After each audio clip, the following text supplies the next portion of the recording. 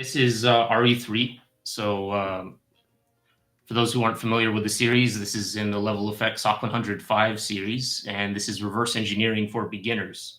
And that's reverse engineering from the perspective of malware analysis. So reverse engineering, it can get pretty advanced. It's a very, very deep topic. With malware analysis, it's only one subset of it. And we went over this in the last stream for RE2. And if you're in the SOC 105 course object, you can see that down here. And for today's stream, it's going to be a bit of a continuation because last time, I think we only got through like half of the infection chain when we were taking apart some malware. So we'll treat today's as continuation of that. And I'll also answer any questions for those who are curious, just the thought process, anything that we encounter along the way that they want to know more about or they need to clarify. I can definitely field those questions. So today will just be entirely hands-on and just demonstrating taking apart an initial access payload with PowerShell, and then all the way up to some .NET binaries and even some interesting tradecraft that we're going to see. So last stream, we did get through the PowerShell, and I think we got just before where it loaded in a .NET binary. So we're just going to quickly review that because that was quite a while ago. And then we're going to get into the meat of it. So I added to the course object this reversing lab group. This is new here. So if you'd like to follow along, you can just join here. I think I'm sharing screen. Yeah. You can all we need for today is the Windows workstation. So go ahead and power that on. It'll take some time to warm up, maybe about a minute. And then even the first run is going to be a little bit slow. So I'm going to go ahead and connect to that. And all of the lab files that we'll need for today are on this workstation. And this workstation is decked out with a lot of the things that you need for malware analysis and reverse engineering. But we'll just be using a subset of these. In later sessions, we're going to get to deeper concepts, and we'll probably make use of most of the tools, if not all of them, by the end of this series.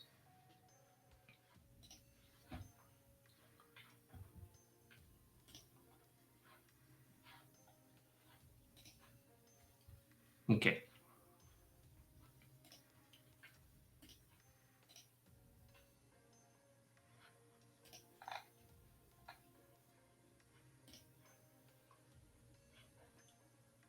All right, so we'll start with a review of last stream. So last stream, we were dealing with a PowerShell encoded command, and that was this guy, this encoded PowerShell.txt. And you can find this in the labs folder in the workstation.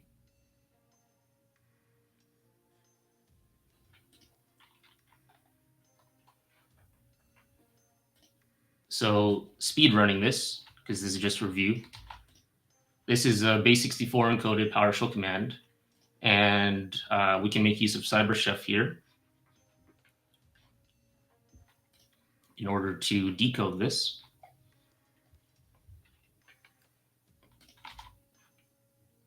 So from base64. And nuance with PowerShell encoded commands is that not only are they well encoded, but they're also UTF-16 little endian. So we have to decode from UTF-16 as well, and you can tell because of all these null bytes there. So UTF-16 little endian, and you can see that's all cleaned up. You could also technically make use of this operation to remove null bytes, but it's safer just to decode properly like so. So let's copy that and bring that into stage 2. And I'm going to make a temporary folder just for today to act as a bit of a workspace here. Just call this RE3 under the desktop. And let's put this payload as stage 2.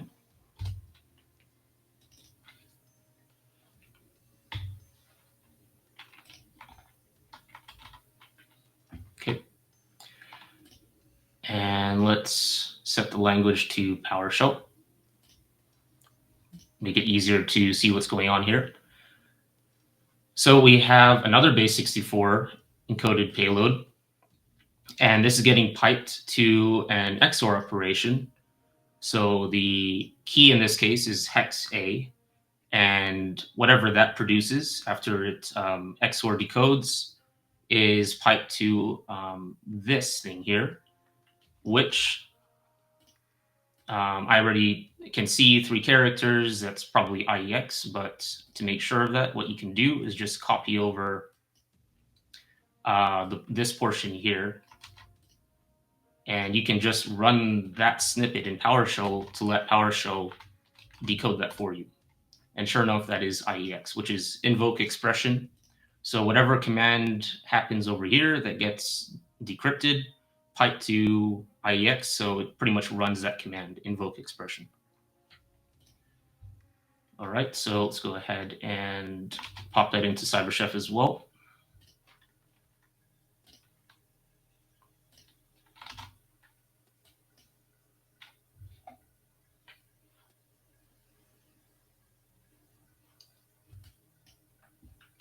Okay, so that's going to be after base64 decode. It's also going to be XORed. That was against A, and that looks readable, so we know we are good there. So let's save that as stage 3.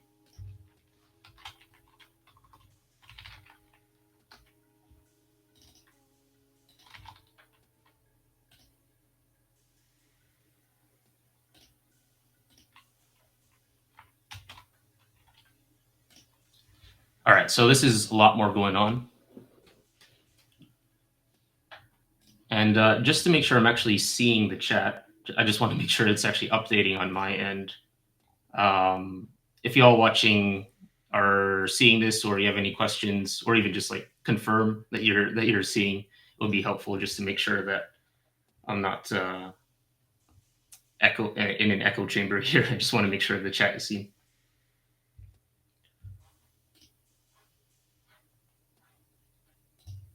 Nice. All right. Thank you. So, and again, we're just speed running this. So I think there is actually the recording from last stream is still yet to be added. But that's where we really dive deep into why we're doing these things. So that can be referenced when that's up. So at least for now, with this, it's quite packed. You can see there's quite a bit of obfuscation. There's some just junk characters. Some looks like decimal encoded strings. There's even, let's see here, there's even like CBC cryptography. So there's AES decryption happening. And so quite a few things. So in order to make this easier to work with, oh, looking at the chat. Nice. Yeah, thank you. Make this easier to work with. Let's put this all in one line. So with PowerShell, a semicolon denotes the end of a command, or like the start of a new operation after that. So we can use that as our delimiter. And question, you see obfuscation in the nonsensical characters? Yes. So for example, with all of these, like you see these IORB, compressed orb, like it's, you can sort of see the pattern here. And if you follow it all the way down to dot replace, you can see it's actually replacing the OORB with nothing. So that's like saying, if I take this into a new window and we just run in Notepad a replace here, and we just say replace OORB with nothing, that's that level of obfuscation. It's just interspersing the commands or the code with random characters. and it's actually very effective.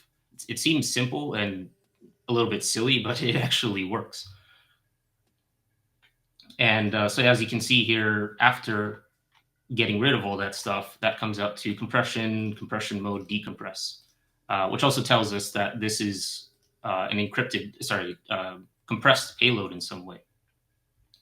So what we want to do to clean this up, let's first of all replace the semicolons with a semicolon and a new line, which will split all of this code into separate lines. So that's a little bit easier to read. And we went over this the last stream. Question. So ORB is meant to throw you off because you think orb actually means something, I guess. Yeah.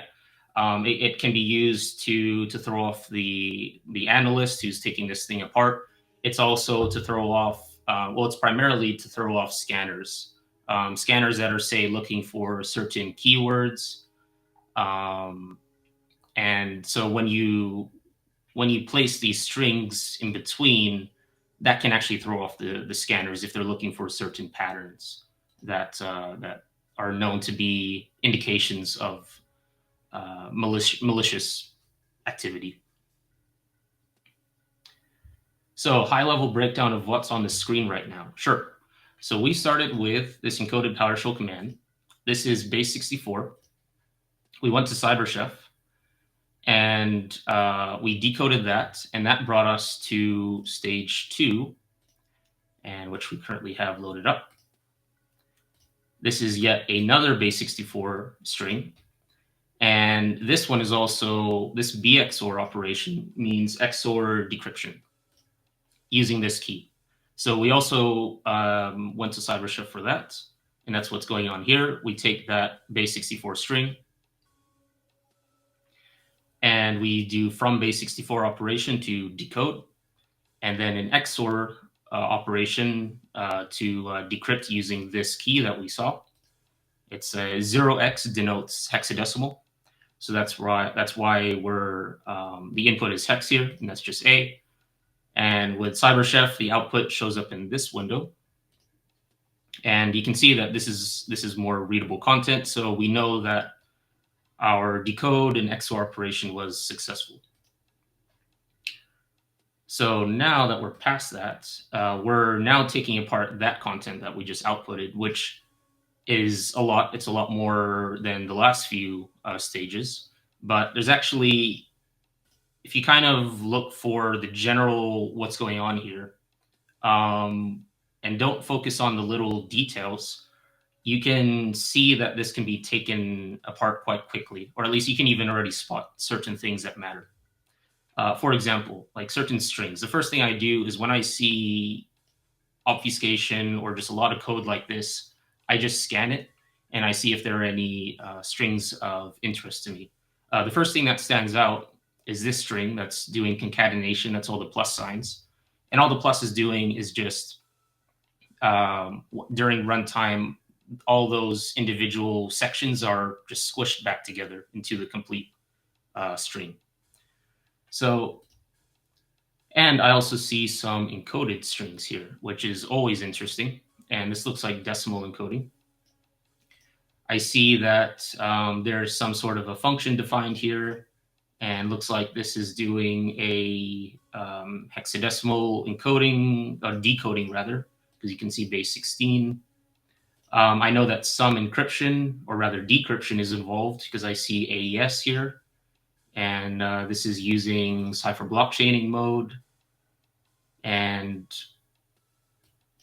some obfuscated operations here. This is the one where I was showing that these strings here are obfuscated with these ORB characters put in between, which if you take that out, it actually is going to look like IO, compression, Gzip. So that's telling us as well that this is probably compressed data.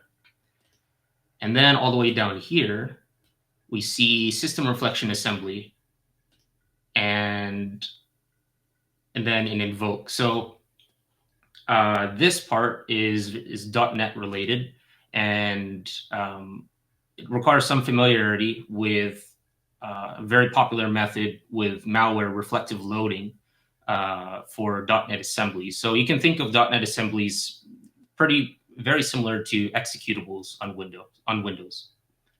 So high level, what this is doing is taking the data that comes from all of these operations. So all these operations are to pull down the data, decode it, decrypt it, decompress it, and all of that is going to get pushed into this assembly load. And that, especially this invoke, is pretty much running the executable that comes from that data that's been decrypted and such. And so I'm interested in these strings. So we don't actually need to manually decode this stuff. We can just let PowerShell work for us again. So let's copy these and pop these into PowerShell. And so what's happening is that PowerShell will pretty much run all of these operations, like these decimal arrays that are joined at the end, and stores that in each variable that they're assigned. So what that means is that now we can actually see the output of those just by printing the variables. So we have KA, UA, and X1. Oh, that is not a 1, that is an L. All right, let me make this a little bigger too.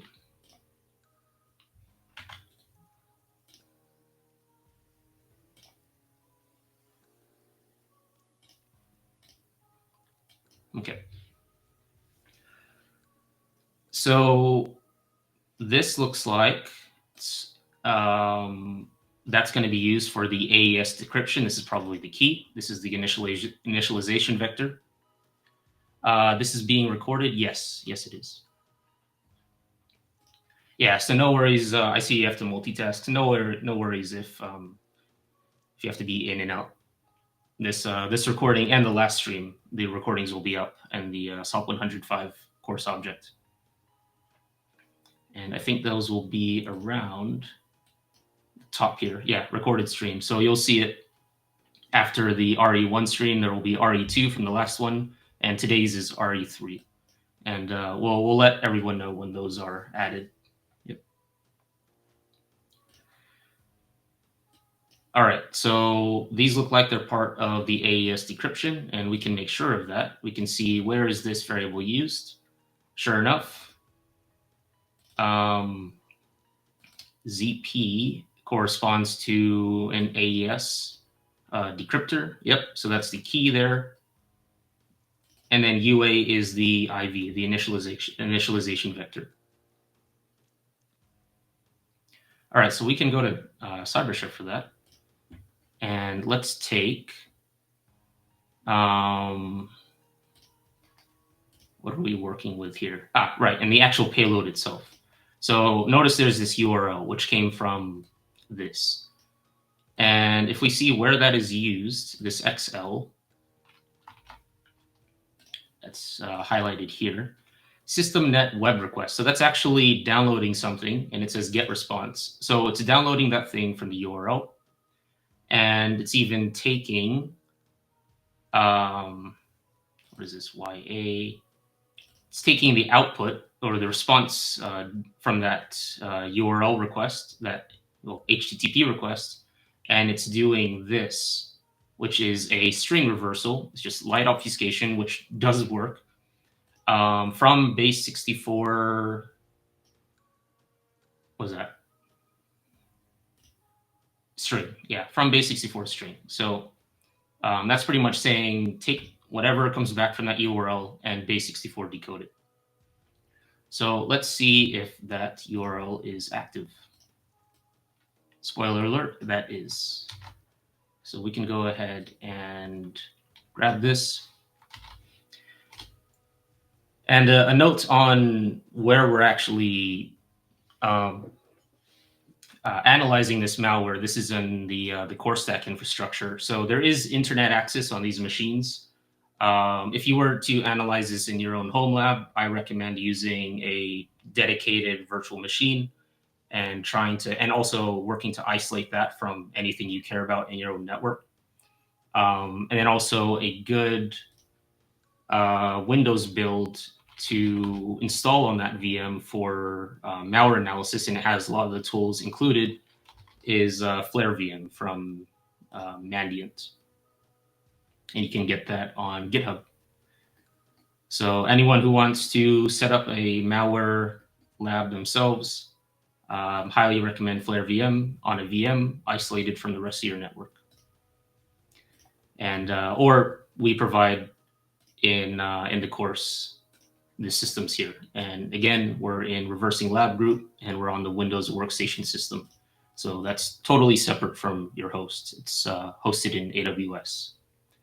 So back to this URL. Yep, we see that there's the payload. Let's save this. Save as, and we'll go to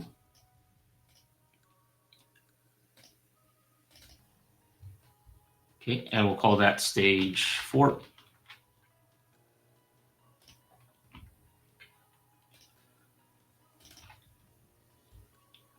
All right. So we know how to deal with this because we saw in stage 3 all the operations that are happening here. So we know that it's base 64 decoded. We know that it is AES decrypted, and we have the key in IV. And we also know from here that it is Gzip compressed. So we know the order of those operations. So now we can use CyberChef. And let's load that in from the file that we just downloaded.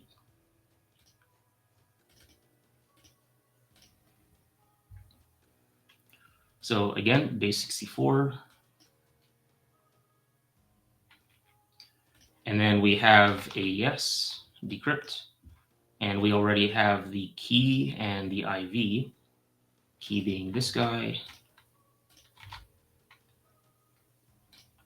And then the IV here.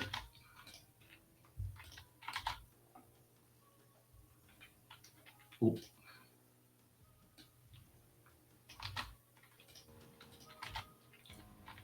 That does not want to copy over. Let's see.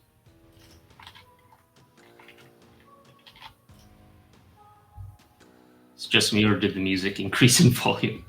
Just a second.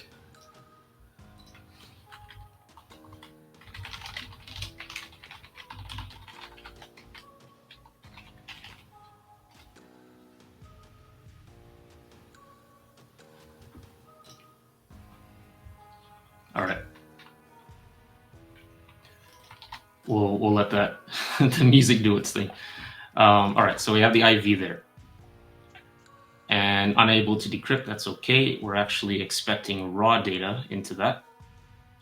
So the reason why I'm leaving these as good music, all right, nice, we'll leave it on. Reason why we're leaving these as hexadecimal input is because if we look back at the PowerShell, we can see, for example, the KA, the key here, that this function here, it's just a gibberish name that was given by whoever made this. That value is passed to this function. And that function is defined up here with this function, and then there's the function name. And in PowerShell, the functions, like the actual, what they do is encased in these squiggly brackets. You can see the start there and then the end here. And all this is doing is just decoding from hexadecimal.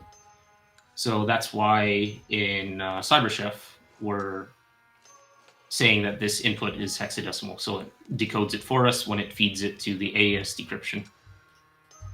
So now with that, we're going to gun zip this because we saw that it's Gzip compressed. And looks like that was successful. And how do we know? Because the famed MZ header is an indicator that this is a Windows portable executable. That's the magic bytes. It's the initial portion of a file that indicates what type of file that is, even regardless of the extension. So let's download that. And we'll put that as What would this be? Just call this payload 1. Yeah, just payload 1.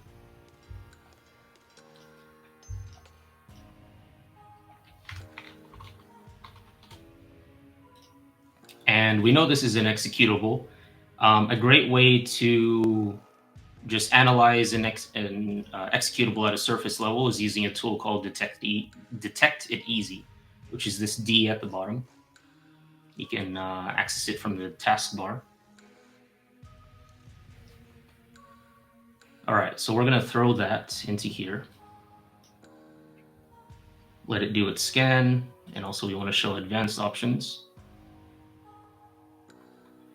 All right, so we have a .NET executable, which makes sense because it was doing an assembly load. This reflective assembly is an indicator that we're dealing with a .NET exe. And anyone who's curious what exactly .NET means and how that's different from other executables on Windows, let me know in the chat and I can briefly explain that. So that's helpful because knowing what type of executable this is, we're dealing with .NET written likely in C#. It can tell us a lot about how we should proceed and how we should analyze this executable further. So a great application for analyzing .NET executables is dnSpy. There is also another one called IOSpy. And they both have their uses. dnSpy is actually archived; it's no longer supported, though there are like forks of it where they're more updated. IOSpy has a lot of the same capabilities, if not more. Sometimes malware that I encounter, dnSpy actually has trouble with. I pop those into IOSpy, and IOSpy does a better job. So you can make use of either. I'm just going to start with dnSpy here because I believe it should work for this malware. So let's open this up in dnSpy. So dnSpy is in the bottom here. It's these kind of stacked windows, this icon.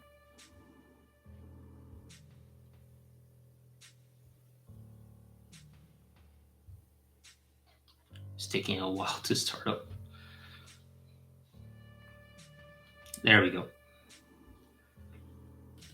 All right, let's get rid of all of these things on the left.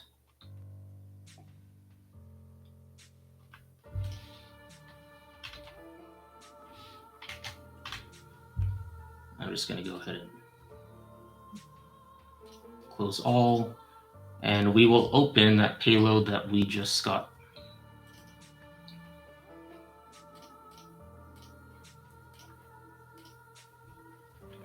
All right. It's a good sign that it's not gibberish, so at least we're going down the right route here.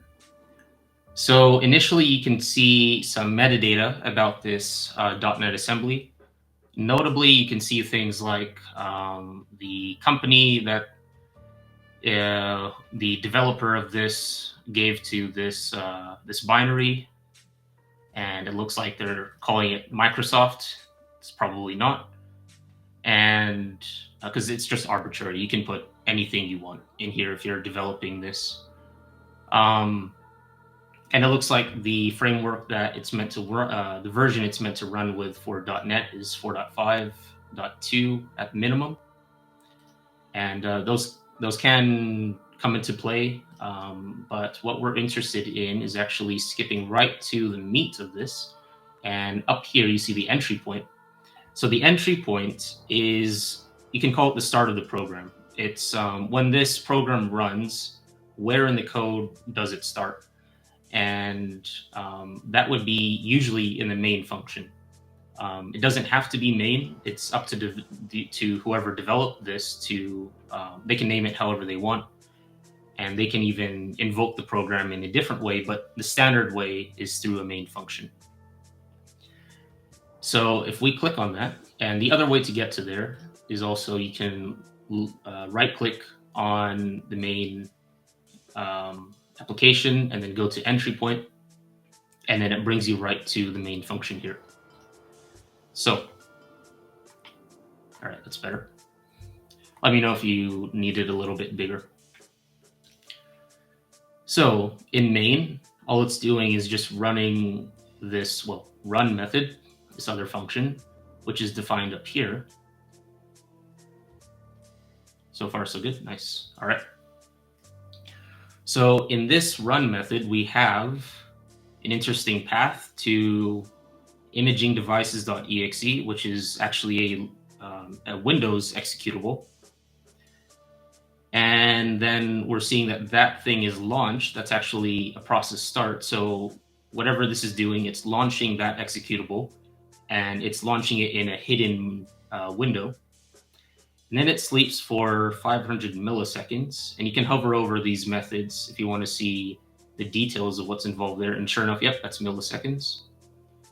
And it gets the process ID from the process that it just started, and it feeds that. Well, let's see, actually. Yeah, here's where it actually opens the process.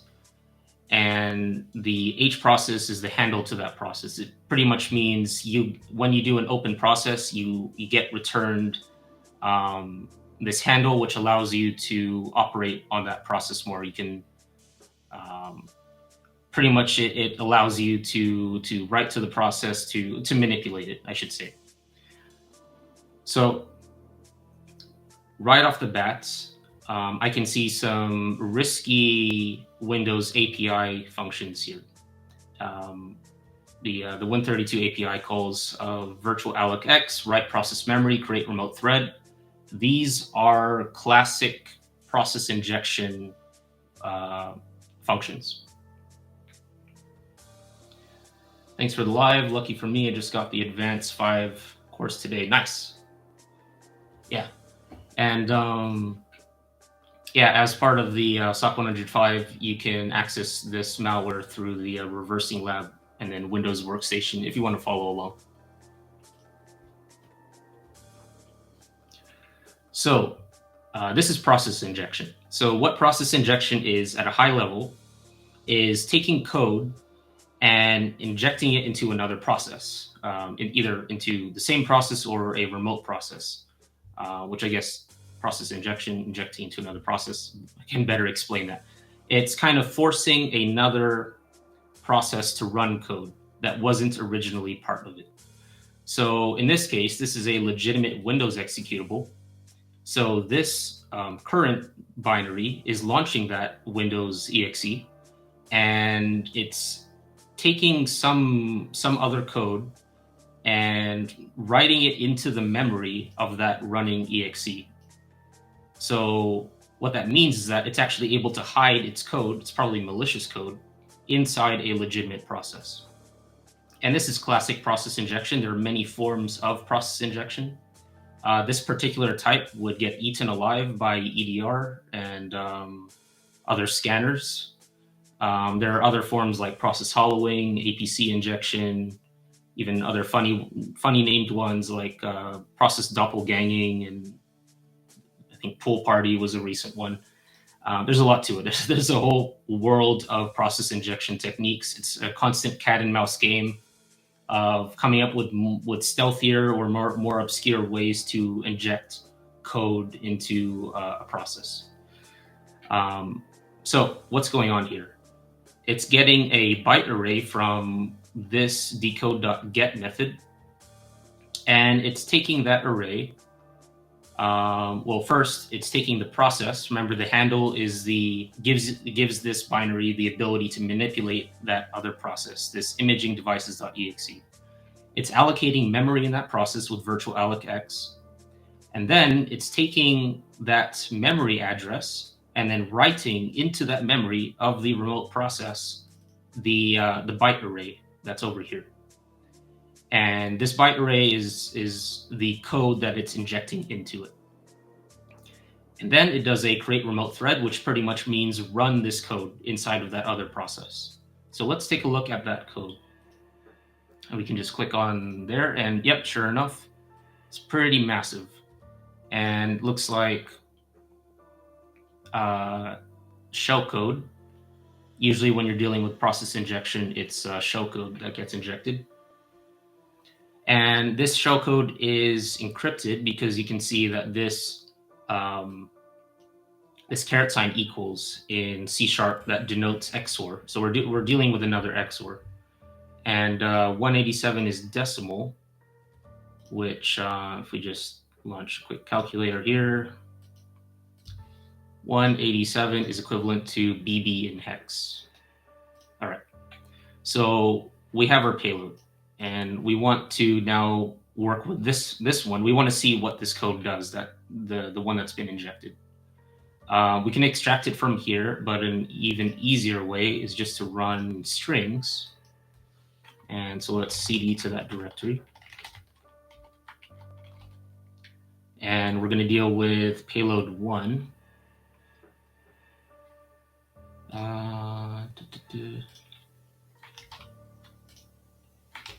Okay.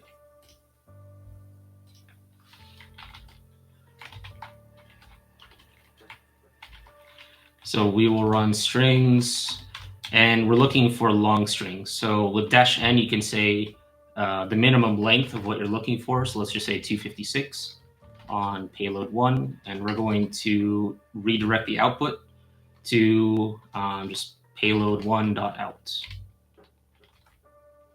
And actually, I'll just say .sc to denote shellcode. All right. And we have 3.2 megabytes, so we know that that was successful.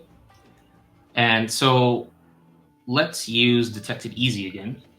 And detected easy doesn't always work for shellcode. There are other tools you can use for shellcode analysis, but let's give it a try. So let's drop it in here. And unknown binary might have some issues with this. Oh yeah, because we haven't even decrypted it yet.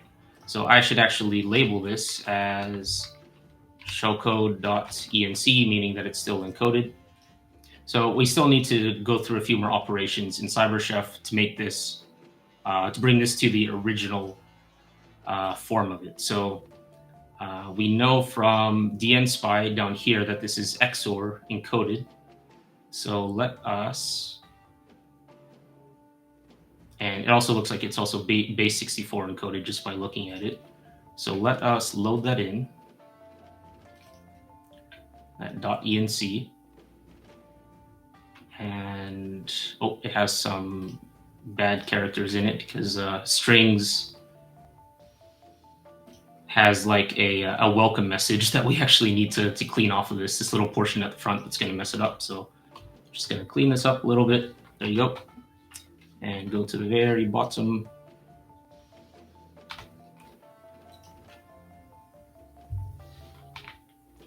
All right.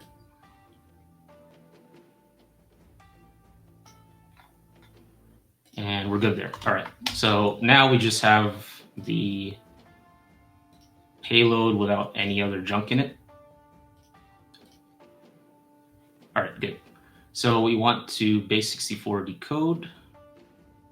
And also actually need to be careful here because I see that that has null bytes in it. We want to change in Notepad.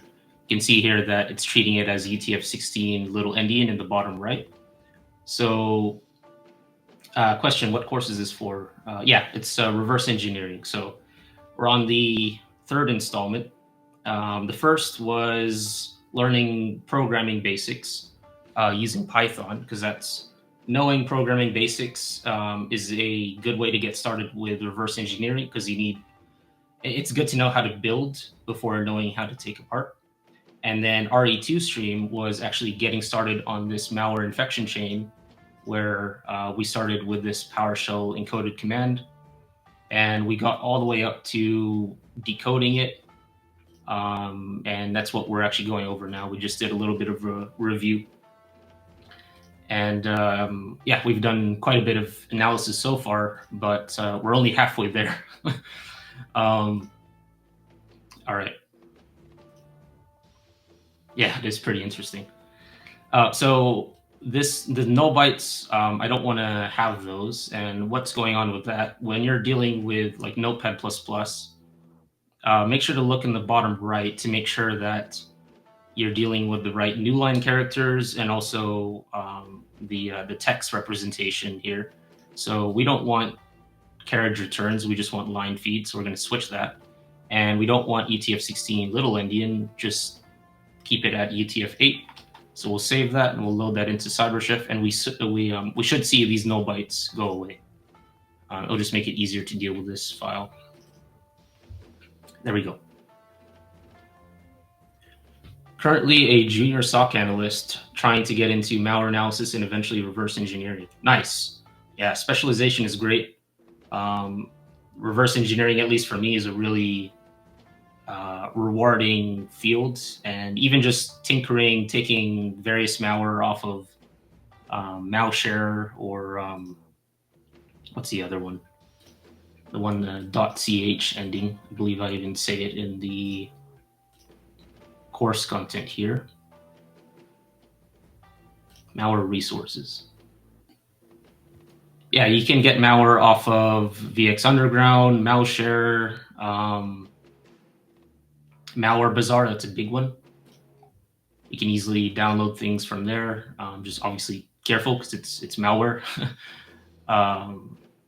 Click on the two icons that are different from the others. Oh my gosh.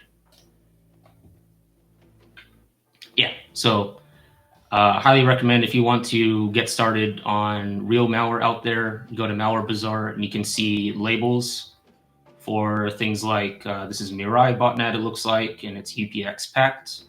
This one's ASIC RAT. This one is ConnectWise, which is a remote management tool, technically legitimate, but threat actors love to use that. So yeah, in the course objects, if you go to malware resources, there are some good ways to get started there. All right, so back to this. We know we need to base64 decode. It's the from base64 operation. Brings it to the raw bytes, and we know that it's an XOR operation right after that. So, and we saw that the key in hex was BB. Yeah, it's part of SOC 105. Yep. All right, so the fact that I'm seeing readable strings in this means that we're going in the right direction, but not entirely there. And in fact, you can see this program just barely. And that string is usually indicates that there's an executable in here, but there's still like some sort of packing in play. It looks like we need to still work out how to extract that executable from inside of here.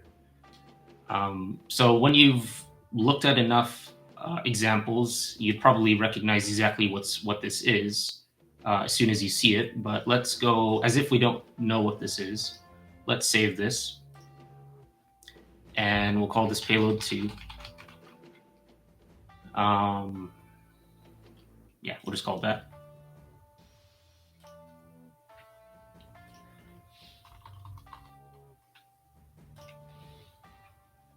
Still gonna put a .txt at the end there. Let me just get rid of that. All right, and now we can put it into detected easy. And let's see. All right, so before it was unknown because we had to actually decrypt it. But now that it's been decoded and decrypted, we can see that detected easy labels this as donut shellcode. So donut is actually a tool that you can find on GitHub.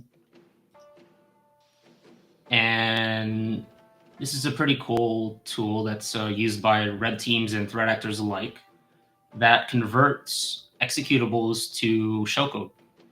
And it's a little bit heavy-handed because it tends to be really big outputs. And as we saw from that file that we just dealt with, that was a pretty large encoded shellcode blob.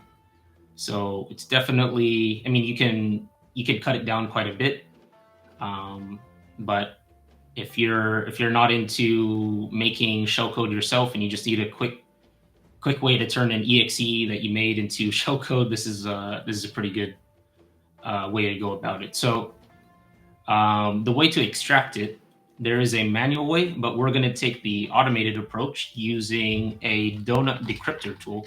I think it's called donut-decryptor. Yeah. And this is from Velexity on GitHub. And we already have this set up on the workstation. So let's go there. Pretty sure it should be in the path. So donut-decryptor. Yep. All right. So it's in the path. And in terms of using this,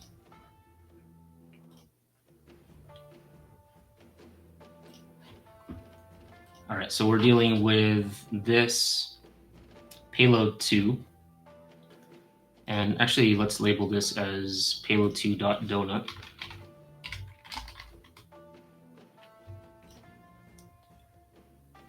And out of curiosity, if we check the entropy on this thing, actually, let's reopen. Let's just...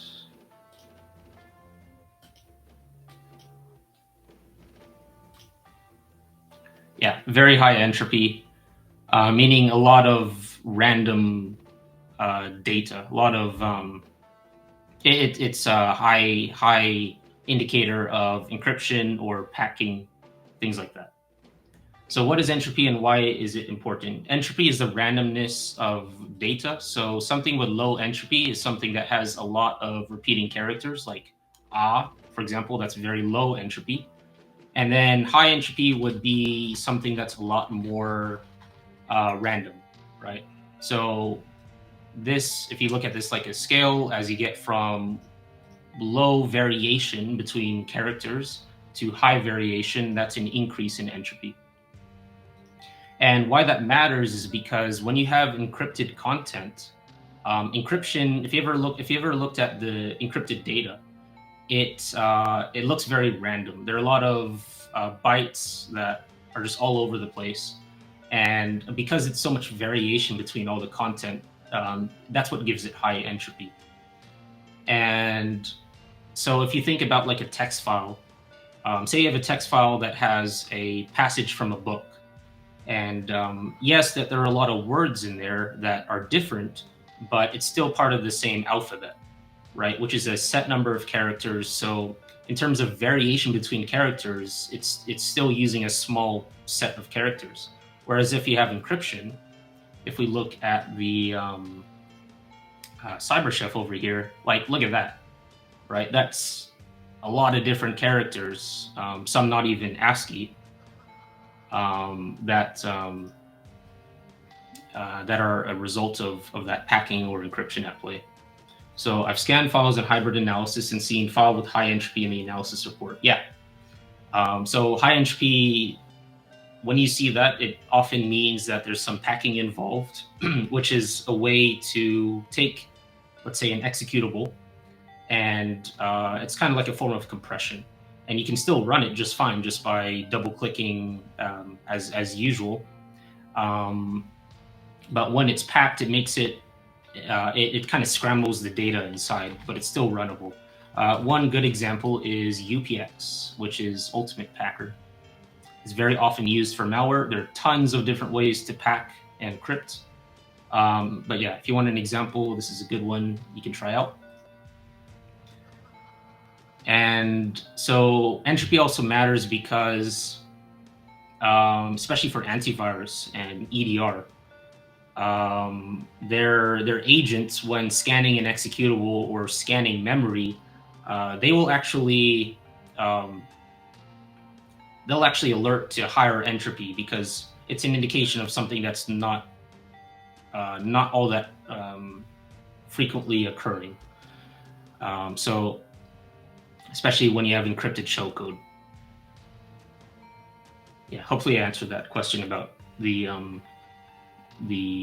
significance of entropy in this case. Packed malware is encrypted malware. Not always. I would liken it more to compression than encryption. Oh, no worries. Keep the questions coming. Yeah. And maybe even another stream we can go over how to unpack malware. Sometimes you'll have to do it manually because threat actors will use a packing product or whatever software, and then they will mess with the output to make sure that you can't use the same software to unpack it. So that actually requires stepping through the malware executing in memory and kind of like pausing it during its execution and figuring out how to dump the payload that it has, like the actual executable, after it's been unpacked in memory. So that's a manual process that you'd probably come about quite a few times because packing is extremely common for malware. Yeah, we'll have an RE4 stream as well, and probably not going to get to packing because next time I want to cover like C and C++, which is a lot more down the realm of reverse engineering. All right, so where were we again? Right, so payload, and it's now called payload2.donut. So let's run donut-decryptor on payload2.donut, and let's see if this works. So threat actors would compress malware to evade detection due to shrinking the file size. Yes, that's one part of it, shrinking file size, but also making it so when scanners are looking for certain strings that that could look risky. For example, if they see things like, for example, process injection is very often bad. If they see strings in the scanned content of the binary, like WriteProcessMemory, CreateRemoteThread, VirtualAllocEx, those are very clear indications of process injection. So the malware developer wants to hide those strings. So packing is one of those ways to scramble the strings and make it so when scanners are analyzing this malware, they're less likely to find those strings, which would not reveal the malicious intent of the malware. So. All right, did this succeed? Yep, parsed 1 of 1. All right, so let's see. Put it over here, and then this is just metadata about the operation. So this is the output. And if we check this out real quick, MZ header. All right, so we are going down the right path because again, MZ at the start of the file means that this is a Windows executable. So let's load that into dnSpy. And close the existing one. I'll just do this.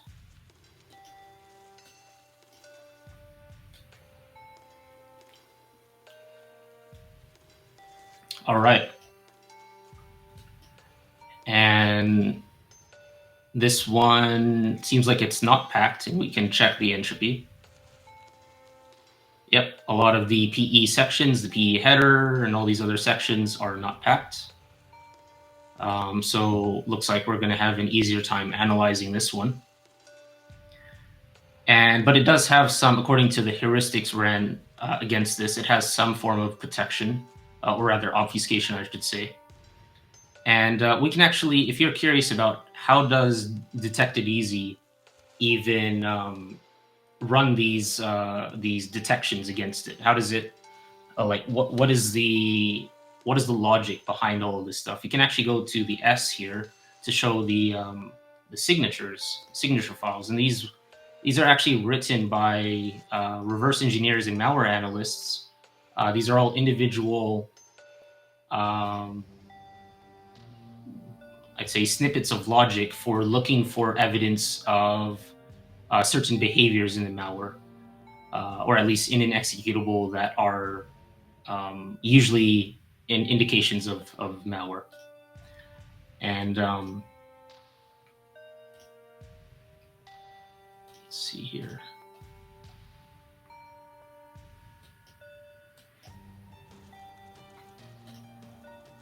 Yeah. So for example, this is detection of .NET applications, and you can actually see the logic behind how it determines that this is a binary on the .NET platform. So let's go ahead and, so yeah, I mentioned it earlier, when you're encountering .NET, dnSpy is a good way to go. So let's get rid of this one and load in the one that we just decrypted from Donut. Oh, I was already there. Okay, so this guy. All right, so right off the bat, we see Quasar. And Quasar is one of many RATs, remote access tools. So that's already quite helpful. That's not always going to show up. The threat actors sometimes adjust this and they hide what it actually is. They can use like other legitimate company names to try to masquerade this this program. And it seems like there is some light obfuscation at play here. You can see these kind of gibberish characters. This is just Unicode. And if we skip to the main function, that's quite a while to decompile. And sure enough, yeah, there is light obfuscation here where a lot of the class names are given these gibberish names. These are just like Unicode names. So in this scenario, this result is from unpacking malware and use dnSpy. Yeah, I mean, Donut shellcode generator, I guess, uses some form of packing. I'd have to...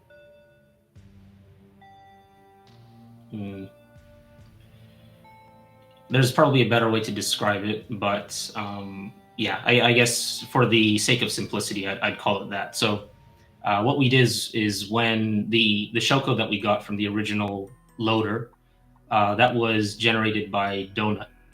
And so we used donut-decryptor to get the original binary from that shellcode. And that's what we're looking at right now.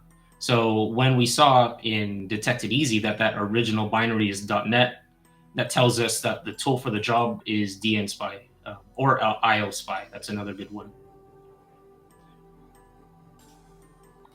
All right, so we could actually work with this because there's readable content here, but I'd actually prefer to clean this up quite a bit more. And there is a tool out there specifically for .NET that can help us with that. And that tool is called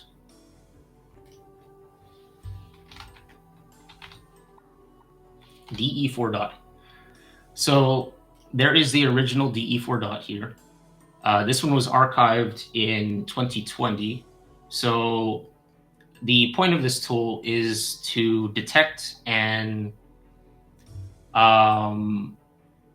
pretty much deal with different packing software. That packing is, again, it's a way for developers, even legitimate developers, to try to hide the contents of their programs.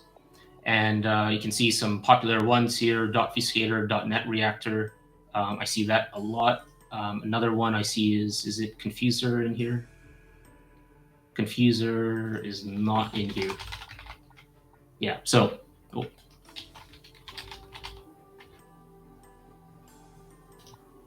maybe it does handle it. I don't think the old DE4 dot does. So this is archived. I recommend not to use the old version. Use a fork of it, and it should be in here.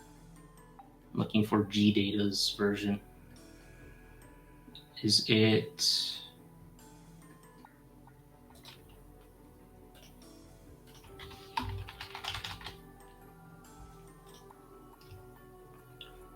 All right. So this is the one that you'd want to use instead of the original. And you can see this is 87 commits ahead. So quite a lot of updates applied to this. All right, so question. So you use Donut Detector, Detected Easy, and dnSpy essentially. Yeah. Based on the nature of what we were seeing as we were slowly unwrapping each stage of this malware. All right. So we'll use this de4.x, and I should actually see here we go to the supported obfuscators and packers, yeah, this is a lot more updated. You can see it supports Confuser, and then the Confuser version 2, Confuser X, also supports 00, Phoenix Protector, Virtual Guard, a lot more stuff to it. So I recommend to use this, and we currently have that on the box. I think we do. DE4 dot, let me just make sure of that. Okay, good. So we'll run that on, that is, yep, that's the one. And then we'll just output that to injected payload.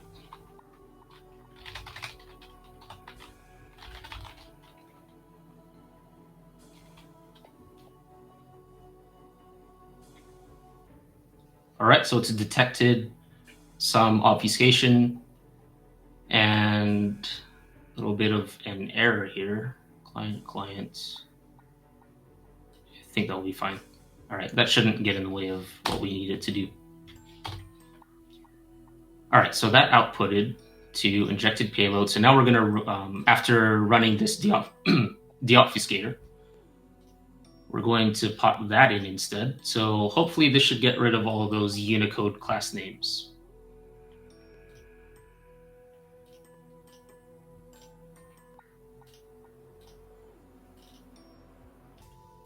All right, and yeah, you can see if we go to main, or rather go to the entry point, it's a lot more cleaned up. Like imagine these used to be very long Unicode strings, and it's still given, the deobfuscator gives it its own classes, so it's not going to be able to restore the original class names from the source file of this malware. But that's fine. It's a lot easier to deal with. These are numbered classes, and at least we can see the difference between all of them now. So now we're in main, and this is the final payload. This is what was actually injected into that Windows binary. So usually something that's injected has like networking capabilities or like command and control capabilities. It calls back out to attacker infrastructure, establishes a connection, like a reverse shell, or it beacons and keeps on checking back, asking for commands to run every at like certain time intervals that it does that. It can be very quickly, like very frequently, or even like every other day. Sometimes the check-in happens very rarely, even depending on how stealthy the attacker wants to be. So that is my guess of what this is, just based on what the usual pattern of infection chains are. But let's actually take a look at this. So .NET has a lot of boilerplate. I can see that there's this form here, which tells me that this is a GUI application, and other things like enable visual styles. That's common for .NET, executables for Windows.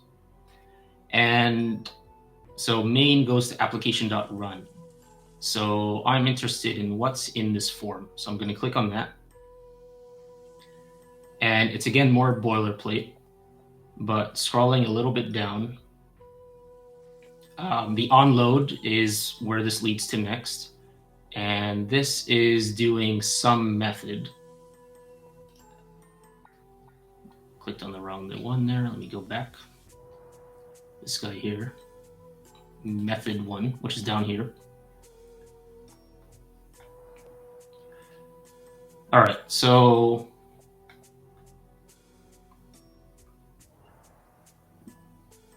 exclamation mark here means not. So this is probably a Boolean value returned from this other method call. Yep, it's a bool. So it's checking something here in this method, and let's see what that is. So we already saw the string at the very start, Quasar, and Quasar is actually a remote access tool. So that already is a dead giveaway that this provides remote access capabilities to the attacker.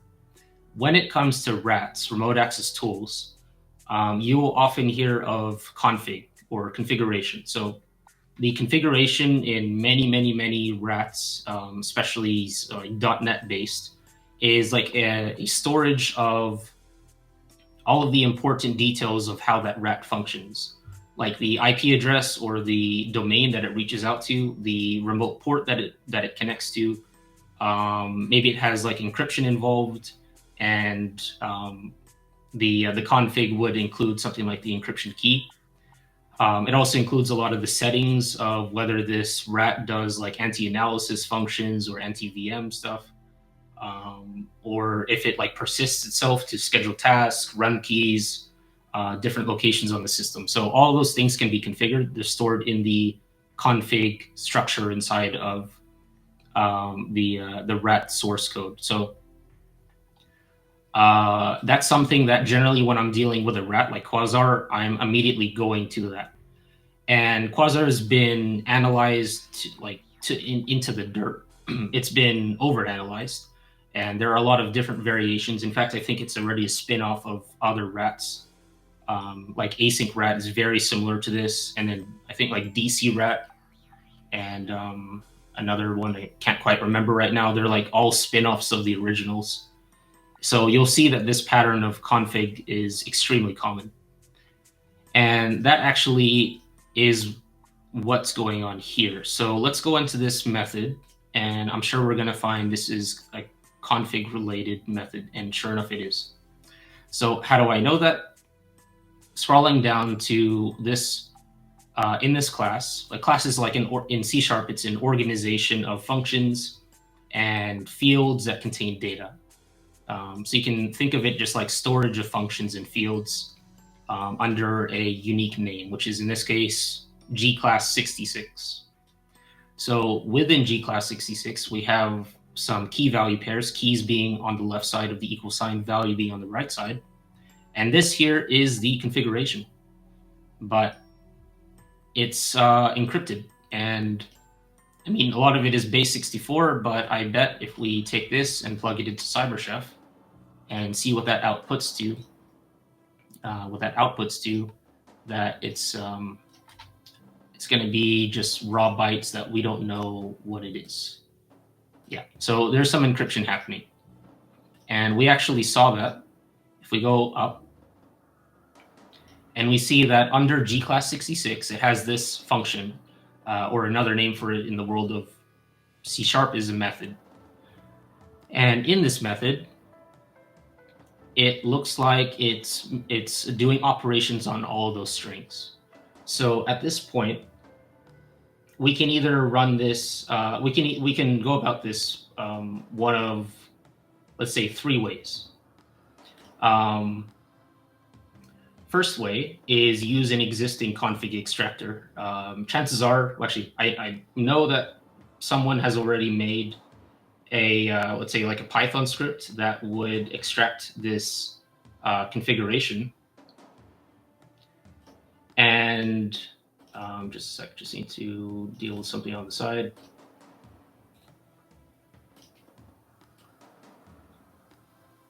Okay. So someone's probably already made a config extractor for Quasar RAT, and let's look for that. I'm sure there is one.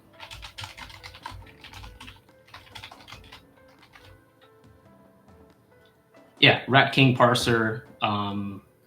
It's probably, I haven't tried this, but I bet this covers Quasar and a bunch of other rats. You can even look at Medium articles. Chances are someone's handled it. And I think there's even Russian Panda.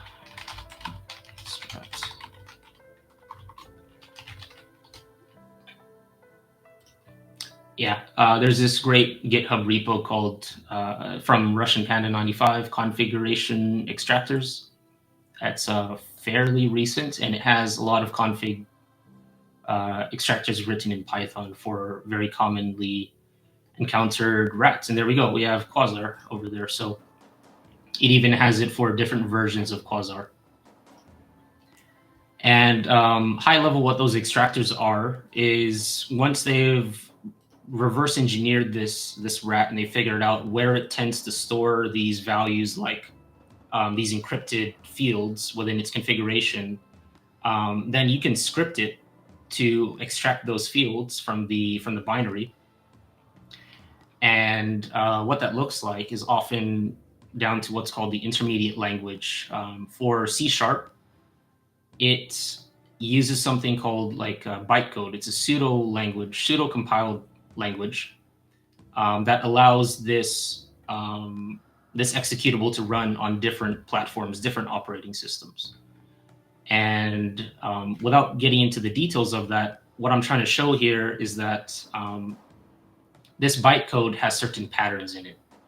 And so when a malware analyst makes a config extractor, they're going to base it off of the locations of these certain patterns. So they'll search for those patterns and they'll know, when I see these patterns, that indicates that this is a configuration storage. So then in Python, they'll get all of the values of that configuration. They'll pull those back, and then they'll figure out where does this malware do the decryption. And then they'll get the location in the binary where that happens. And then in Python, you can easily decrypt things using the libraries available in Python. So that's very high level how those config extractors come to be. Let's see here. So that's method one. In order to actually really learn this, we're going to go with methods 2 and 3. So method 2 will be static analysis. We're going to actually read through this thing, and we're going to figure out how it works, and we're going to build a CyberChef recipe on the fly to figure out what all these config values are. And then method 3 is dynamic analysis, which pretty much means running the malware. And when you do that, you want to make sure that your network access is turned off, unless you want it to do things like grab additional payloads. And you also want to make sure that your VM has a snapshot so you can easily return it back to its original state before running the malware. Question, you can make custom CyberChef recipes. Yes, you can. So here, for example, if you want to save these operations, say, and we'll just arbitrarily put stuff in here, even though it's not actually what it is. Let's say you want to save this operation of base64 decode hex, and then XOR decrypt with whatever key AA. You can actually save the recipe in different formats, either the chef format, clean JSON, or compact JSON. So when you, next time you just save that and then you load up CyberChef, you can load it up through here and just drop that in, and it brings back the recipe. Also, the URL in CyberChef it contains those recipe operations along with the input you put in. If you want to share it with another analyst, you can just copy over the URL and share it with them.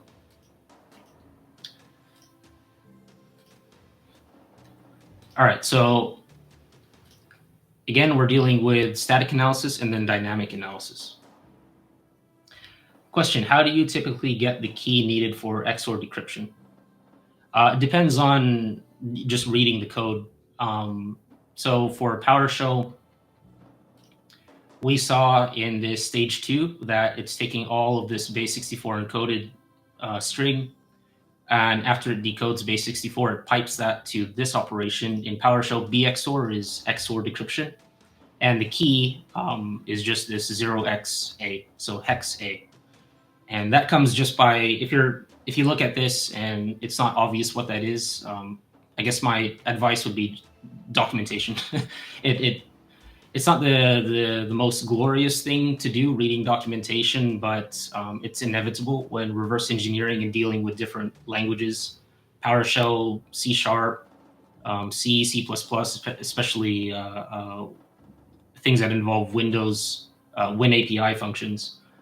Documentation is very important if you need to know how to even identify that this is the key in this operation, for example.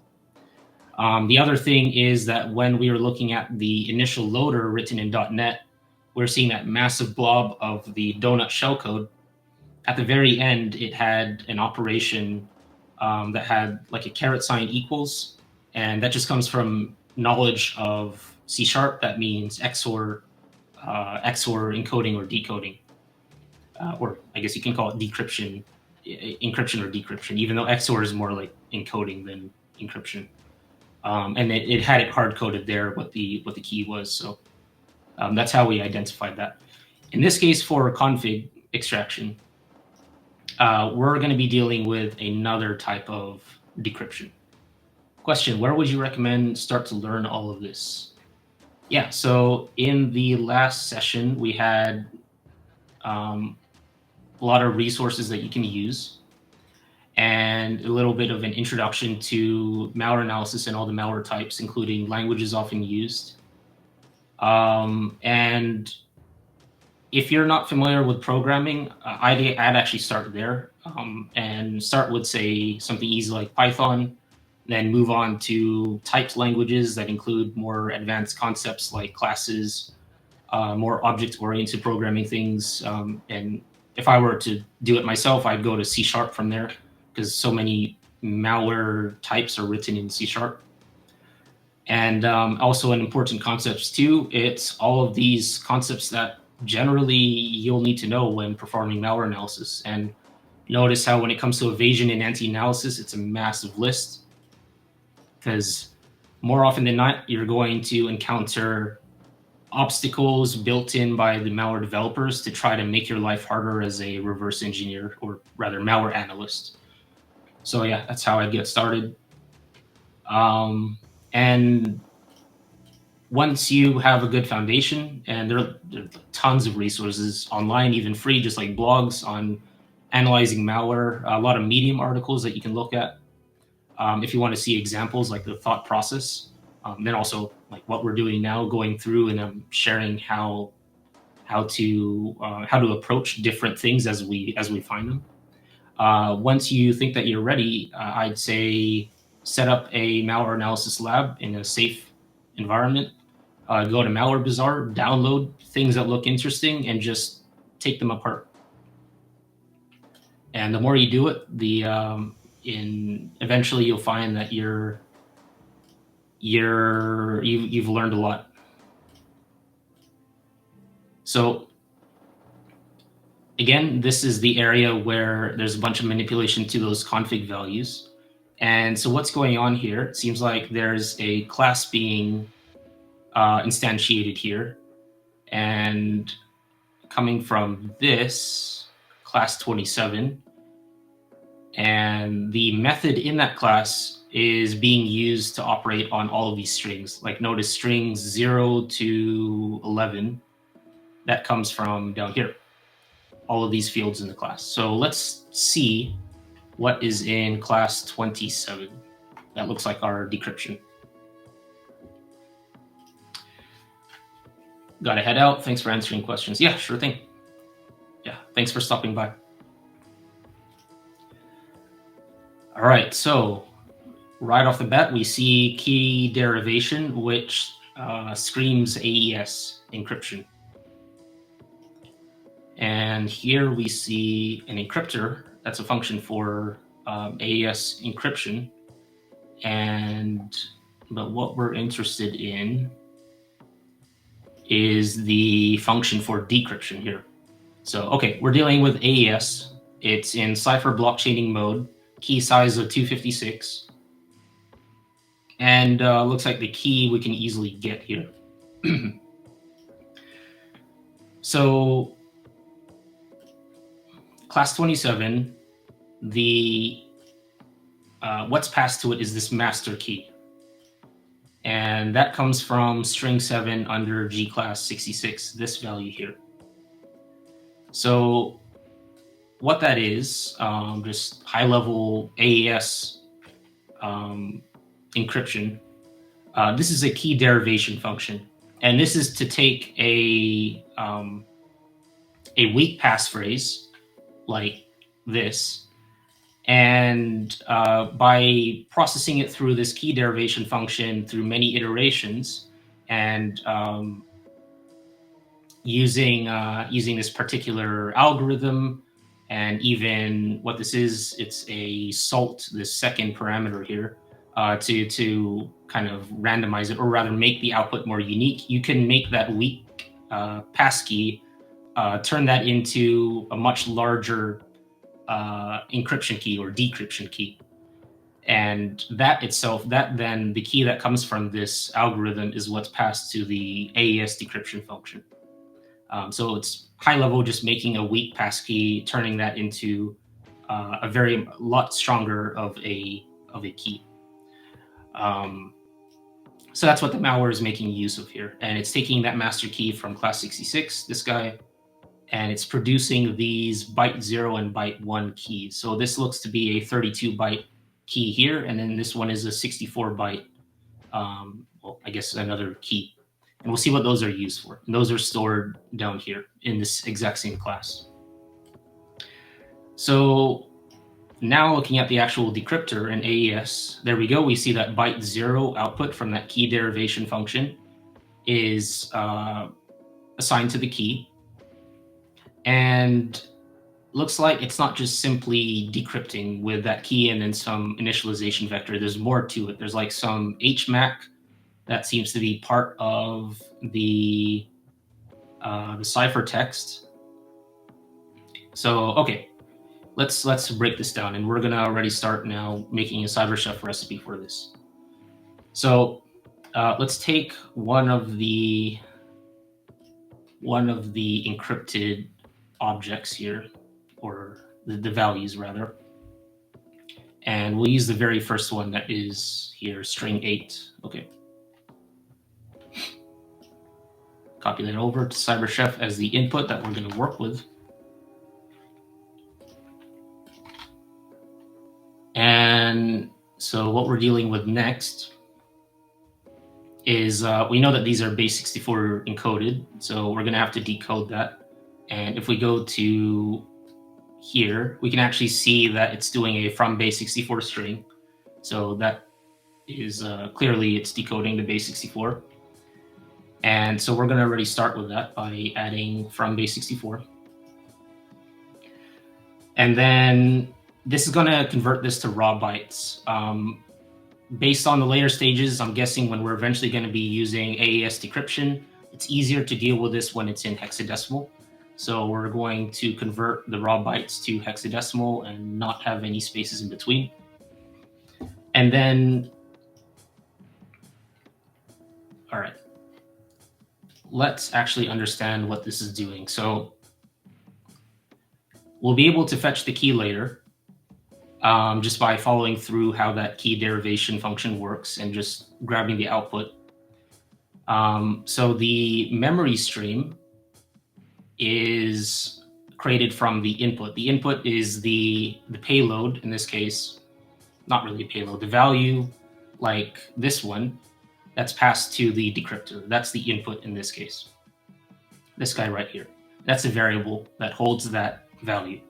So when you create a memory stream, just think of it as storing that value so that you can now operate on it. You can now decrypt parts of that value now that it's in memory. So here's where it kind of a little bit of a nuance. What's going on is that this malware, as part of the decryption, is checking the integrity of the value. And what that means is to see if it's been tampered with. And it's using this HMAC SHA. So what this is doing is taking the value from memory stream and getting the length of it minus 32. Let's see, memory stream to array, new byte, and then reading 0 up to array length of 32 bytes. Compute hash. Length minus 32. All right, so main thing here is notice that it's creating a byte array of 32 bytes, and it's reading from the memory stream, from that value, you can, if you need to understand what it's doing, you can hover over it in dnSpy for the method, and it will tell you what all of these arguments are. So the first one, array, is the buffer, so that when it does its read, it stores it in that buffer of array. The offset is the 0 up there, and that's the beginning place to store the data read. So that's at index 0 of the data. And then the count is the number of bytes to be read, which in this case is the array length. an array being this 32-byte array. So that pretty much means 32 bytes. So simplified, this means read the first 32 bytes from the value. And then remember that it stores it in this buffer of array. It's doing this comparison, it looks like, where A is the rest of the values. It's the values that are from 32, let's see, compute hash, offset, yeah, offset of 32. So it's the remaining bytes after that first 32-byte portion in the memory stream, in the value. So that's pretty much like the rest of the value. It's comparing after it gets the HMAC SHA-1 hash, sorry, SHA-256 hash of the remainder. It's seeing if the computed hash is, let's make sure of that. Yeah. It's seeing if that computed hash is the same as the first 32 bytes in the array. So what this is, just a sec. Yep. Let me see if I can better explain this. So you have an array of n bytes. Let's just say it's a, let's just denote the array of like 256 here.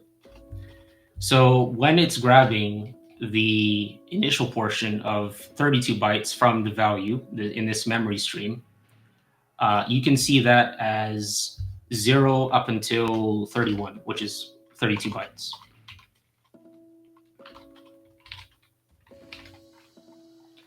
And that is the HMAC SHA-256, which I will just say here is 32 bytes. And you can think of that as the hash of the rest of the data. And the remainder, everything from, let's say, 32 all the way to the end of this initial payload, or value, I should say, is the rest of the encrypted data.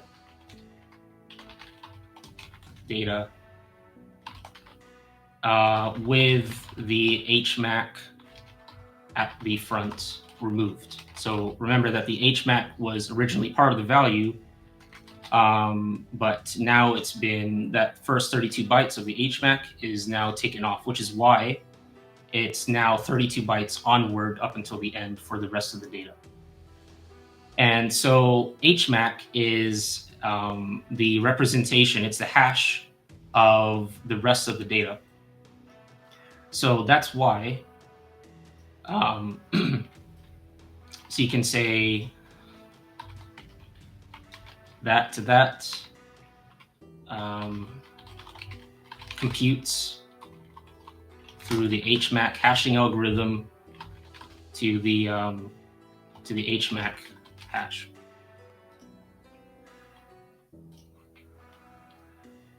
So this is the HMAC hash that is computed from the remainder of the value from offset 32 all the way to the end. And here's the actual HMAC itself, which is extracted from the first 32 bytes, and that's stored in this array. And now this method here, smethod0, is doing a comparison between the hash that's been computed and the array of the HMAC, which is, so what it's just making sure that the hash that it computed from the data is the exact same hash that was stored in the first 32 bytes. Which, if those hashes are not aligned, that would mean that the data has been tampered with, that its integrity is compromised. So it's just verifying that the data is what it expects it to be based on the hash that it's stored with it. And you can see in this comparison function, that's the comparison there.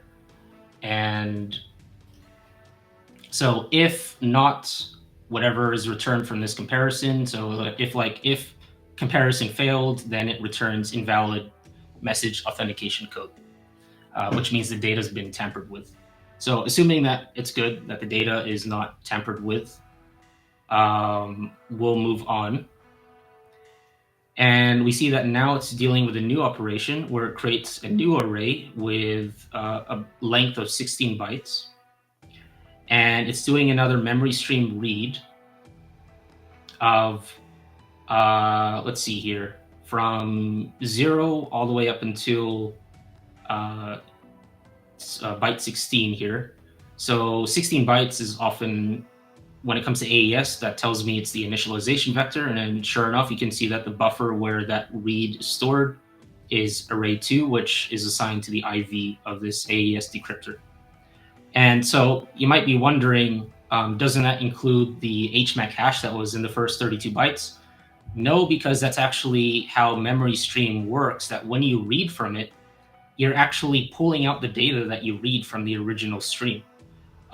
So that's why the 32 bytes that went to the HMAC hash, those have already been pulled out from the stream. So by the time we reach here, the memory stream now has the portion after that first 32 bytes, which is now, as we can see here, starting with the initialization vector. So all of this is that the ciphertext is a combination of, at the front, the HMAC, and then in the middle, the initialization vector, and then everything at the end is the ciphertext. So the way that I would say that is to illustrate this from 0 to 31. This is the HMAC SHA-256, which is 32 bytes. And then from 32 to, what is that, 16, up until 47, that would be the initialization vector. And that is 16 bytes.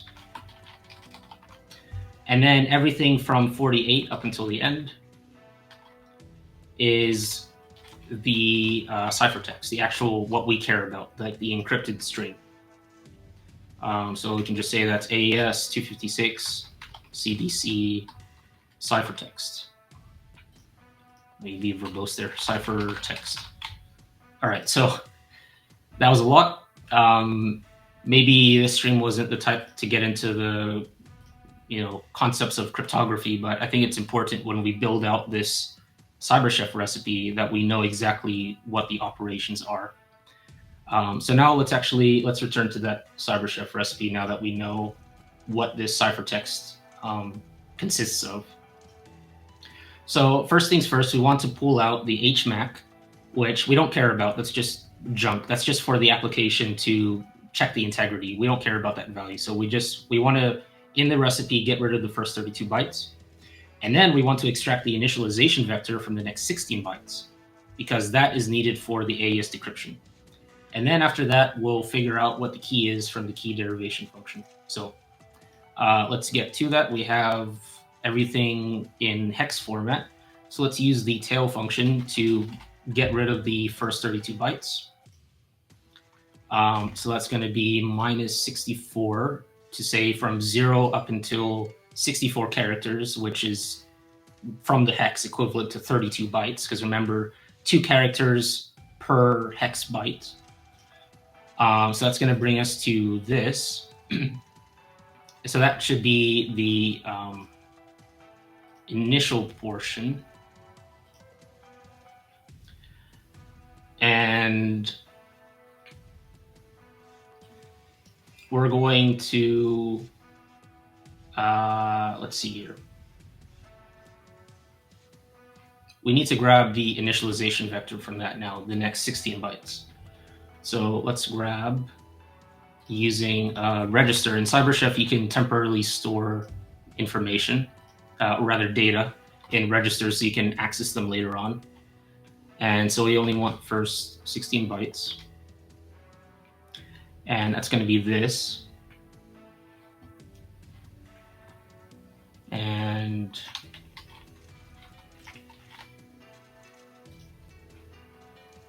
all right, so we need to, let's put in R0 register, and that's fine. But actually, we want to grab that and put it into R1.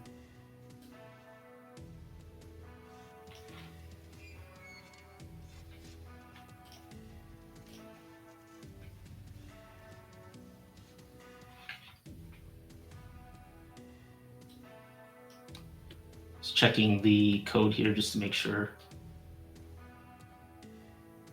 Yep. Okay.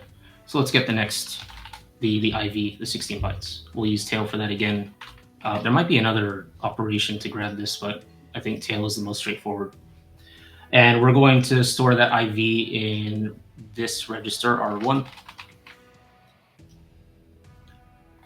And I guess we could just leave that as star.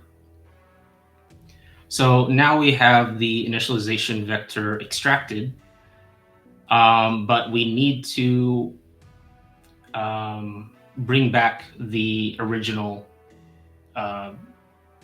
data. So like the ciphertext that came after. So let me actually comment these because it's going to be a lot easier to, as we look through this recipe, to comment, to understand what's going on. So let's say encode, or rather decode,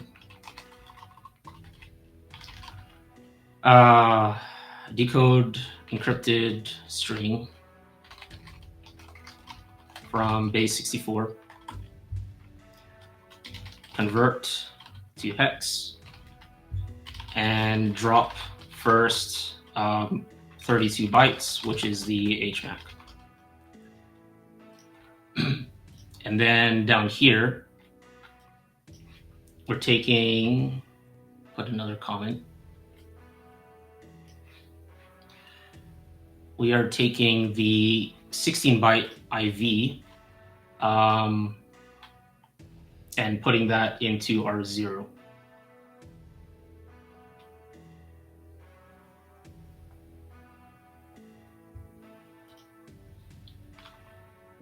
Yes, that is the IV. Store IV 16 bytes in R0. And doing this tail, and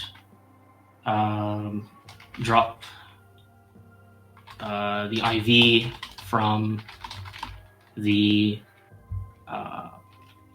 string, the original one that we're dealing. So now after dropping it, after doing this tail here in R1, we're left with the original string. And we can operate on that later because now we need to actually get the key that we're feeding to the AES decryptor. So that's going to be key derivation.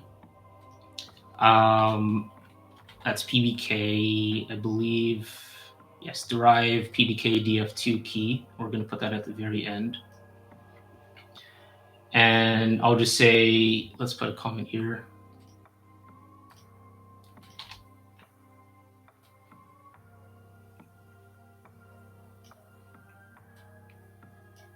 So we're going to derive the AES-256 key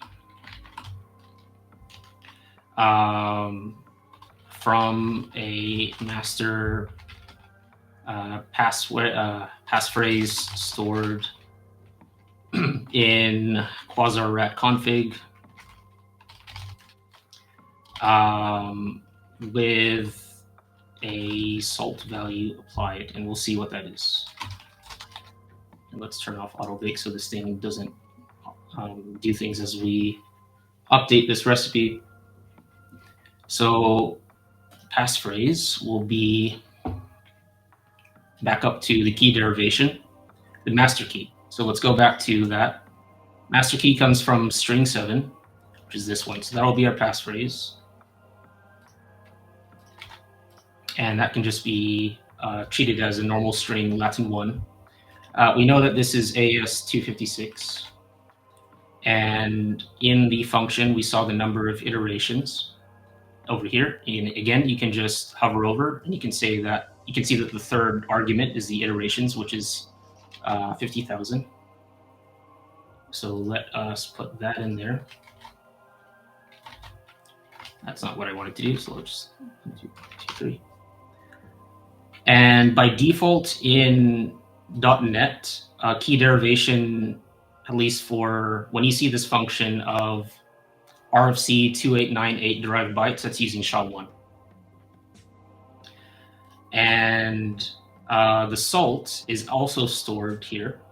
So hovering over this again, the second argument is the salt, which comes from class 27 byte 2, which is stored down here. So all of these bytes here. So we need to figure out, we need to clean up these bytes and then use that as an input to the salt here. So it looks like we can input as hex. So let's store those bytes as hexadecimal.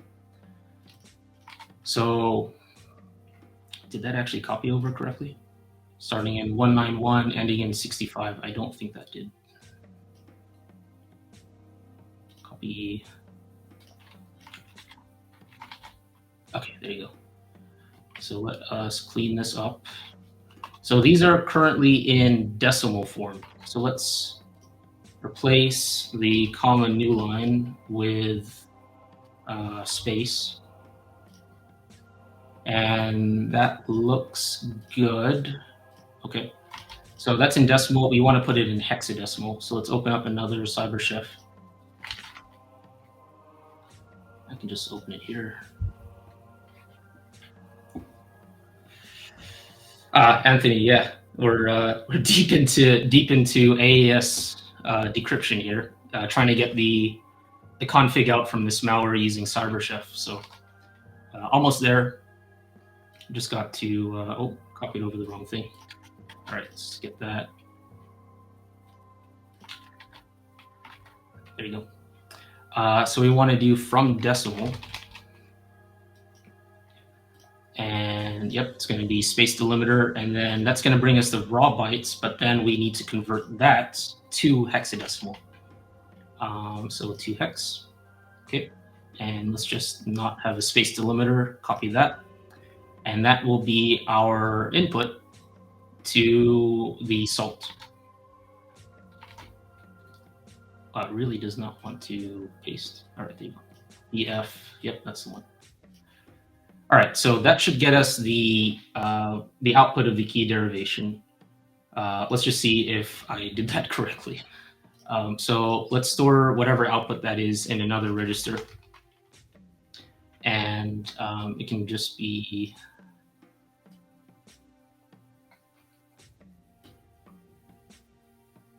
come on, all right.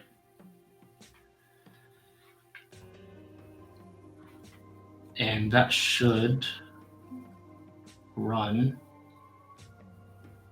And storing in that register is this key. Okay, so this should actually be the key. This R2 value holds our AES key after the key derivation.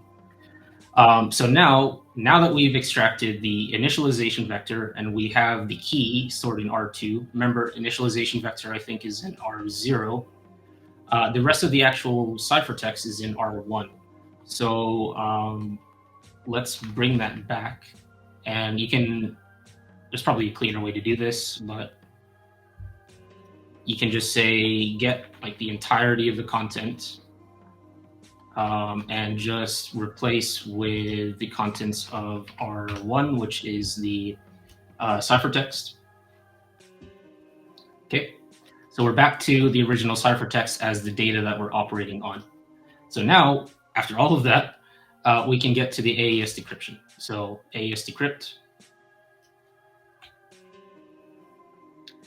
We have the key here as $R2, and that is stored as hexadecimal.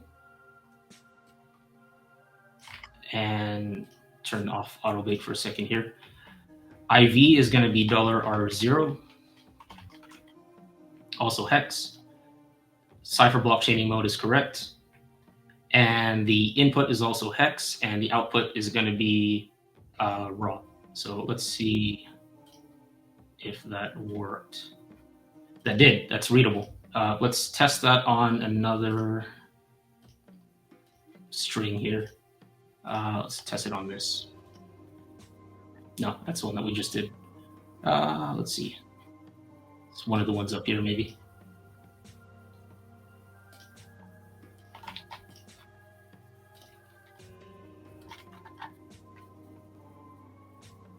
All right, yeah, it's probably like a version and one more.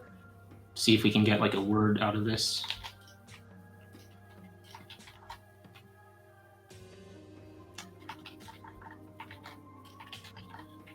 Come on. It's kind of lagging here. All right, let me get that again.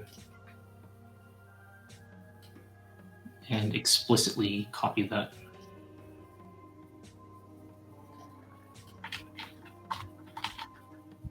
There you go. All right, so, and then that is actually the host and the port that this RAT reaches out to for command and control. So we just reverse engineered this RAT's configuration decryption. And now we have access to all these config values that were encrypted and encoded.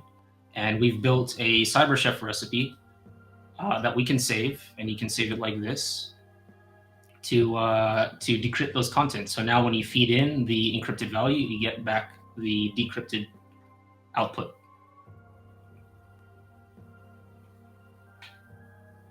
So that was static analysis. So that was a lot of work.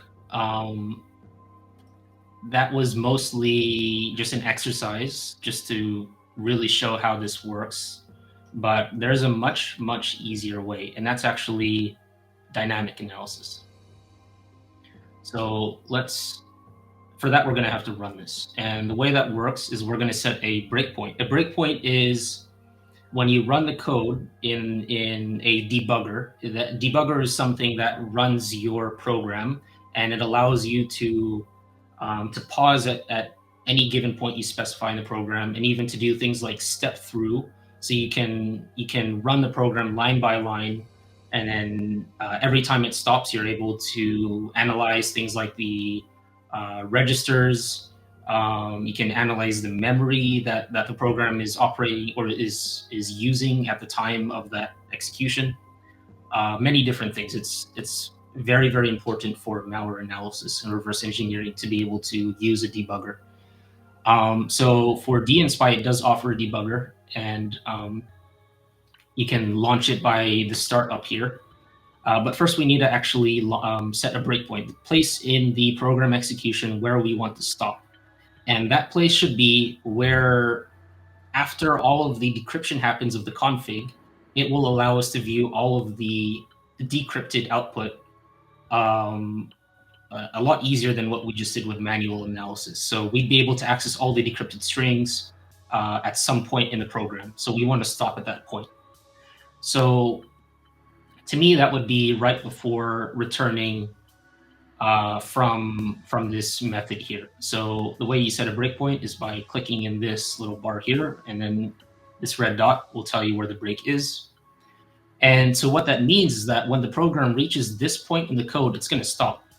And it will allow us to then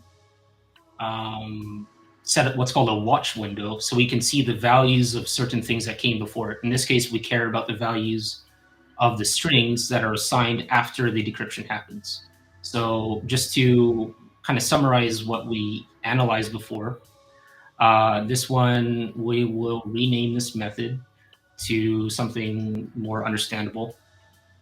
And when I'm renaming something while reversing, I always put a prefix like mals, so that if I'm coming back to it, I know what are the functions that I named myself versus things that already existed in the code. So we'll call this mals decrypt config. Whoops, decrypt config. And this we know is the AES decryptor. And we'll call this this method mals AES decrypt.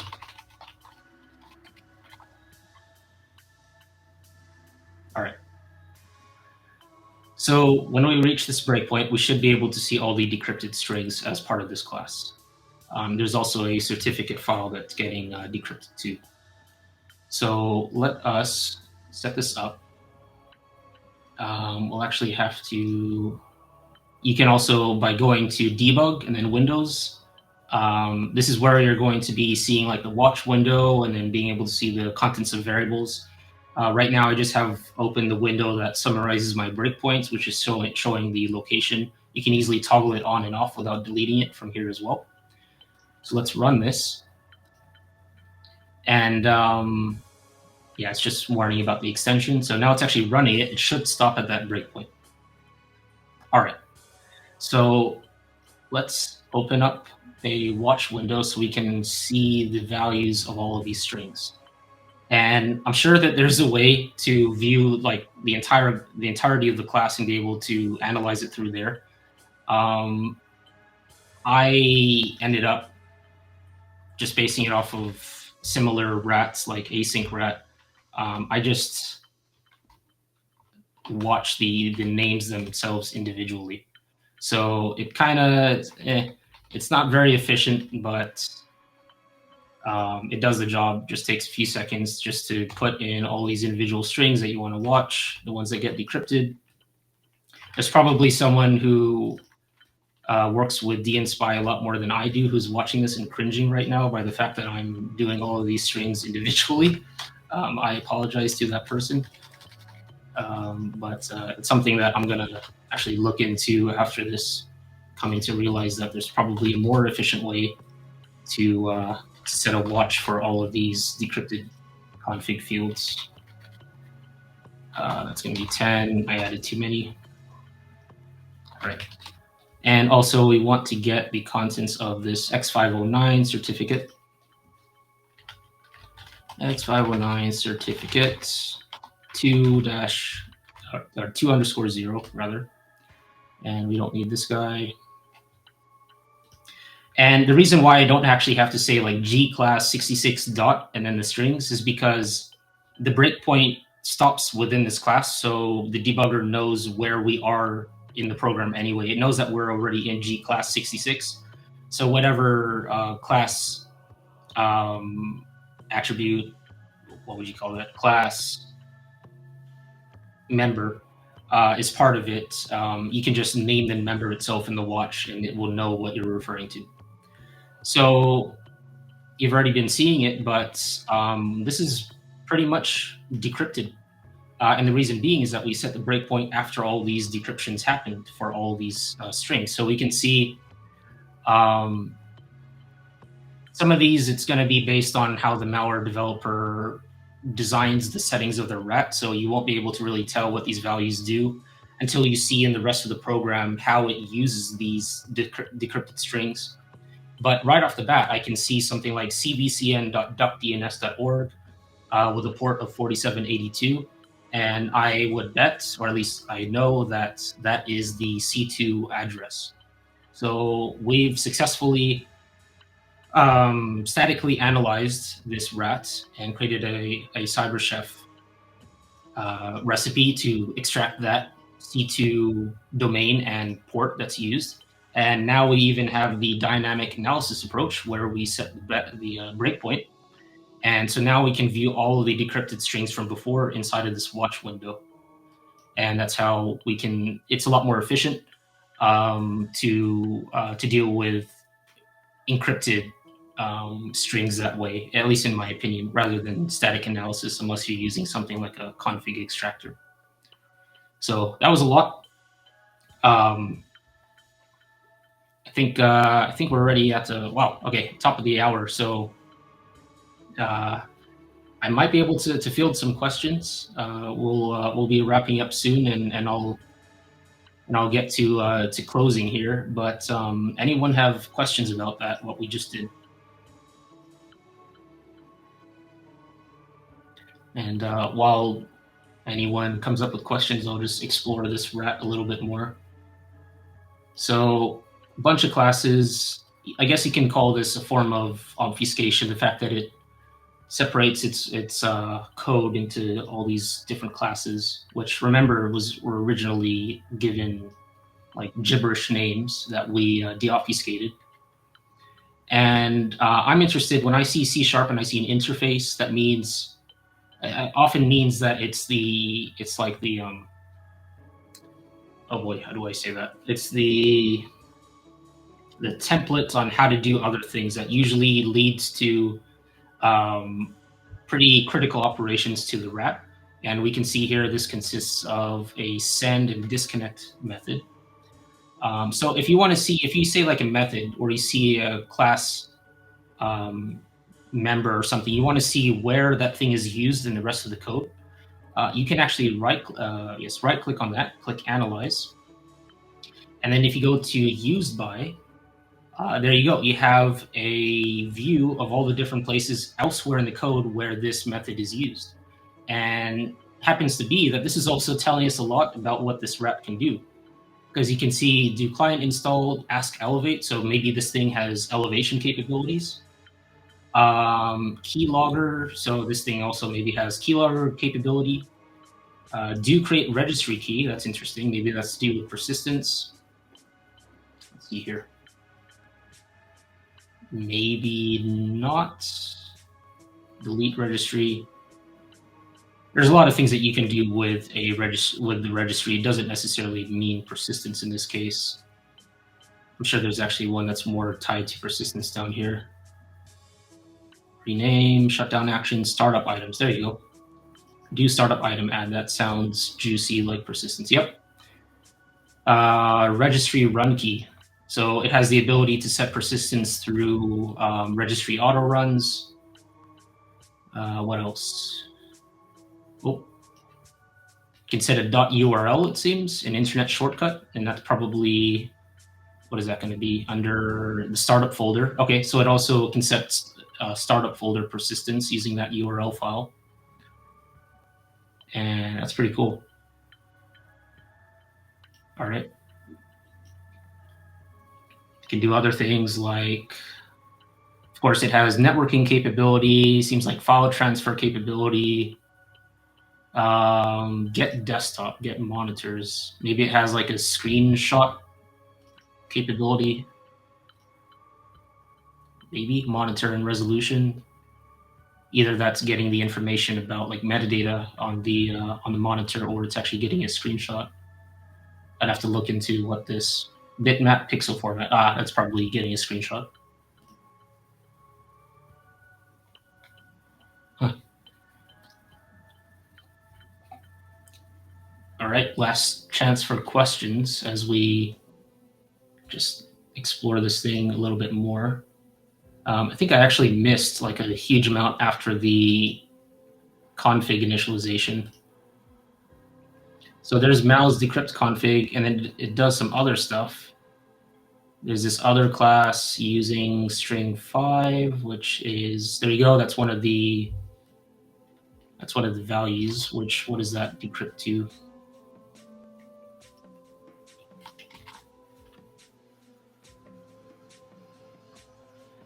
Okay, some UUID looking thing. Where is that used? That is used in this, for this class. It's a mutex. So mutexes in malware are values that they, I'll just say, save on the system, often to indicate that they've already established themselves on the system, or maybe if there's like a reinfection, it checks for the mutex to see if the malware is already on the system, or if it's already done certain things, and then it doesn't do those things anymore if the mutex is in there. So that's usually a unique value, and it seems like it's setting this. That's actually a, maybe not so much anymore, but at least I think it's a high value for writing signatures. Karina, so sad had to miss most of this. Really psyched for the recording. When do you think it'll be up? Not sure, actually. It will depend on, we'll probably clean it up, like cut it up and make it watchable, put it both on YouTube and in the course object. I will get back to you on that in Discord. And yeah, so that's creating a mutex. Very interesting. And again, this is, now we're seeing how it's using the rest of the config. And let's go back to class 0, I think it was, with the main.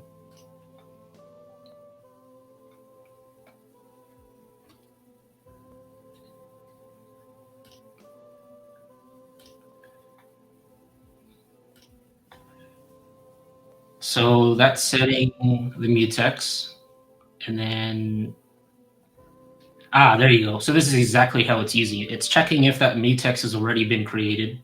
If it has, then just exit. So I'm guessing because it doesn't want to like overwrite some of its operations. If it runs again and then that mutex is currently in there, then it says, oh, it's already running. Then I don't need to do anything, and it exits. So that makes sense. What is this doing? S method 4. It's doing a delete on the zone identifier. So this is actually, it's deleting what's called the zone identifier alternate data stream, which is hidden data inside a file on Windows, in the Windows file system. And the importance of a zone identifier is that it indicates that this file came from the internet. So if I'm not mistaken, it's actually deleting that identifier, maybe to hide the fact that it came from the internet. Maybe that does work for things like smart screen bypass. I'm not really sure if that would. Probably not. Because that, I mean, in order for it to run in the first place, it would have to get past smart screen. But maybe if the zone identifier ADS was in there, it would be a bit of a red flag to scanners and like endpoint security tooling, which is why it deletes that. That's pretty interesting. So yeah, a lot of stuff that this does. I think that we've taken that apart, and if you recall, we actually already have the source code for this. So we spent time analyzing it and understanding what it does. And but Quasar RAT is pretty great for beginner analysis, because now you have the source code, at least for an earlier version, on GitHub, and you can compare it to what we have in our decompiled output. So if we go to the config settings.cs, what do you know? There are all of the fields that we just decrypted, and it's kind of merciful here because we can see what all these are for. There you go. There's the host that it connects to. There's that mutex. These are booleans to say whether it sets up a persistence mechanism, whether to enable key logging.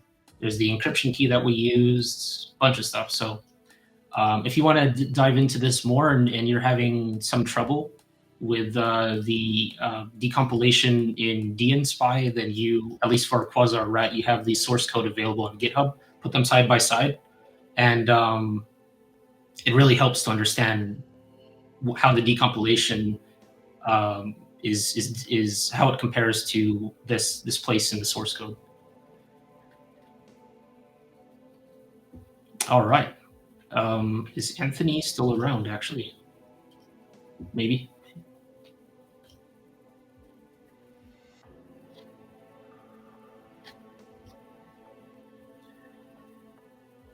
So that was fairly technically heavy, I would say.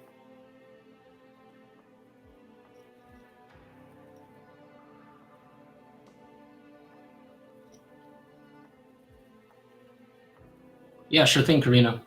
Glad you could join, and I know that you seem pretty busy, so I'm happy you're able to at least see some portion. Yeah, you're very welcome. So I do want to. So there's in Discord, there's another event scheduled for next Saturday. Something did actually come up, so I will cancel that next Saturday. So to be clear, the next reverse engineering stream is no longer going to be next Saturday.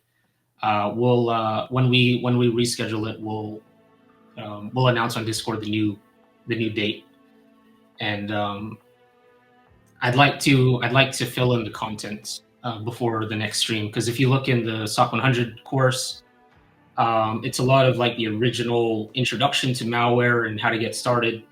But in terms of the actual meat and covering things like what we just did, reversing malicious scripts, and also analyzing .NET malware, the walkthroughs, like the actual readable content walkthroughs, still need to be added. I'm going to be adding that in later. And all this stuff will be announced when those things are added. So again, we'll adjust it in Discord. No RE stream for next Saturday. But next time we do this, we're going to be diving into malware written in C and C++. So that's getting really deep into reverse engineering. And my plan is to show snippets of actual malware and compare those snippets, like the source code, to the decompilation output from something like Ghidra or Binary Ninja. So we can see side by side what the decompilation looks like compared to the source code. And then after that, we're going to go into a little bit of assembly. So yeah, look forward to that. I'll also be releasing challenges, and all those things will be announced. Anthony, if you're in here, anything, even just writing in the chat you want to share, or looks like we're good to close out the session. What do you think?